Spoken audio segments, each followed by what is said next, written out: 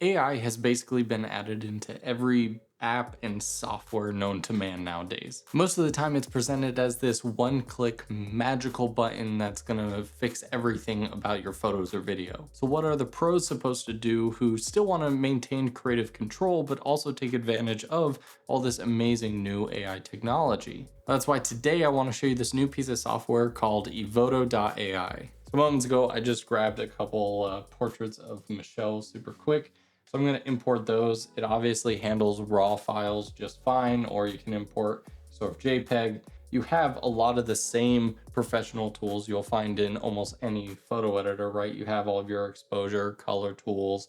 There's even some more advanced color grading tools right here. You got your noise reduction, lens corrections, all that good stuff. So now we go into the portrait retouching section, which is really the main part of this piece of software. And if I kind of close everything here, you can see that it actually identifies what type of portrait straight down to the gender, age, and it's pretty incredible. So it knows that I've brought in a portrait of a female. Of course, the person in the photo identifies differently than the AI decided who it was. You can go in and manually adjust it, but it's nice that you can just go into there.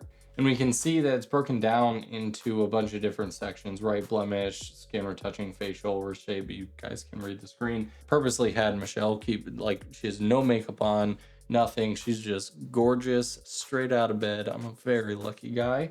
And so, you know, there's not a whole lot to improve here, but we'll see what can happen. If we adjust this slider here, you can see that as I let go of the mouse, little dots start to go away. And so if I take it all the way to the right, you can see that, and I'll do the before and after. So you can see, again, she doesn't have a whole lot, but you can see just around her cheeks and over her left eyebrow there. What I find fascinating is it's able to identify the difference between a blemish and something like a face mole, because a lot of people, that is like a, you know, feature of themselves. That's not a blemish. That's not a mistake. That's just something they were born with or whatever. And so it's able to identify that. And even if I take freckle and acne all the way up, it knows that these things are just part of her. But if you still want those removed, you can select that and we can see those two dots go away. That's pretty remarkable that I can tell the difference between like a pimple and something that's there commonly. Can even remove double chin. I need that. She doesn't need that, that's for sure. Every other app that just has that beauty filter and like does everything at once, like this still looks like a nice professional photograph, but all done very, very quickly. So taking a look at another photo from this set that has 0 adjustments done to it. So they do some really cool things when it comes to skin retouching, right? There's face smoothing, which I think we've seen a lot in other programs, but this one actually does a really good job at, it doesn't just feel like a blur, like it's still definitely smoothing the skin, but we still see some of the pores and it still feels human. But what I think is really cool is the way to smooth face skin by using dodge and burn. So if you don't know dodge and burn, those are like tools in Photoshop and other programs that we've seen before. Dodge basically will brighten an area up, and burn will create kind of a more shadowed area. And so if I, for a dramatic effect, bring it, you know, all the way up to 100 and then do before and after, you can see that in areas like right here, it's just using like the dodge tool to bring up some of that, like from this is the before where it's kind of more shadowed, and then now just kind of lifts it a little bit. Ooh, this feature I like. Sometimes, like in this image, I liked the background to be cooler because the white and blue looked weird when it was warm, but I want her to be warmer. So this is just affecting the color temperature of her skin. You can see it's just adjusting her face. Facial reshape. It's pretty powerful how detailed you can go into it. I don't want to reshape my wife's face, but I think it's perfect. Whoa, whoa. You remember that TikTok filter that everyone was like giving themselves symmetrical faces? That's trippy.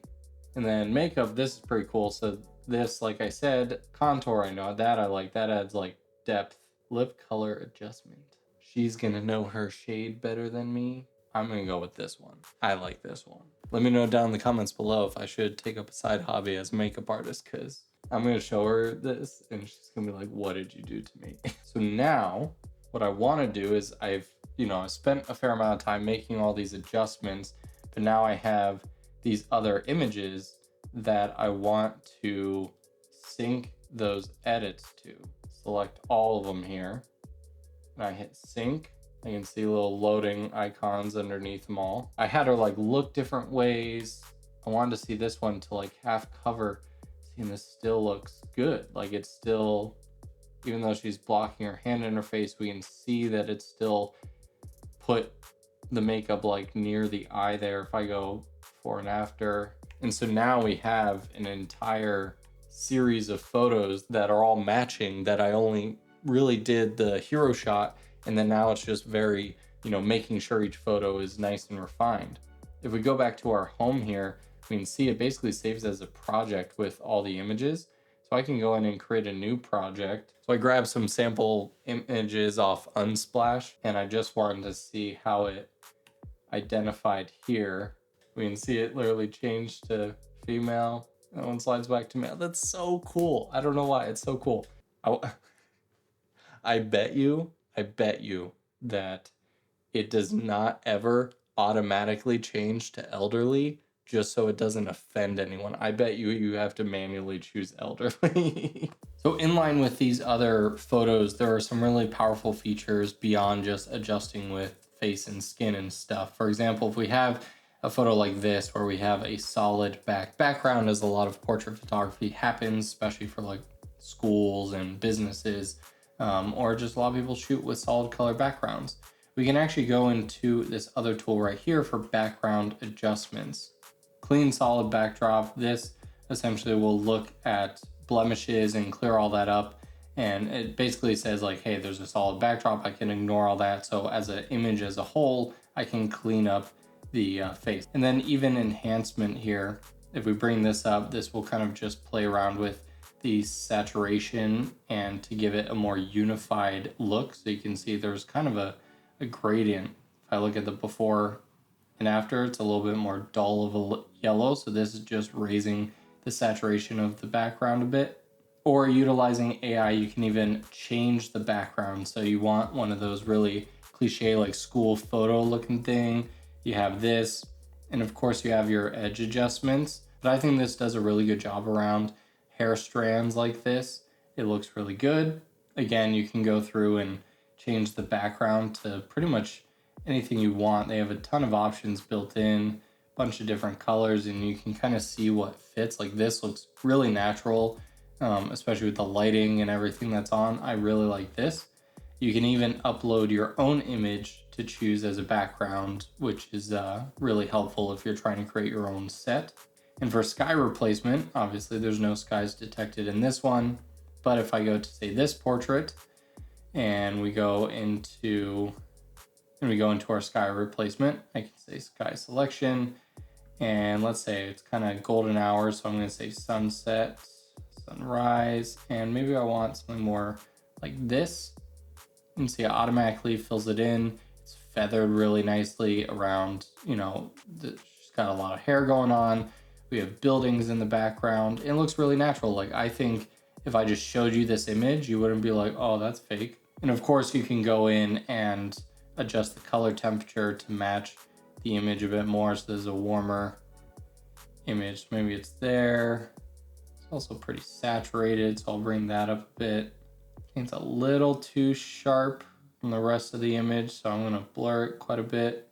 And so you can really kind of refine how it looks. But like, if you're like me, and I really like that kind of HDR look where I don't like near blown out or of course blown out skies. So I actually really like this change. It, to me, just gives much more pleasing overall tones to the image.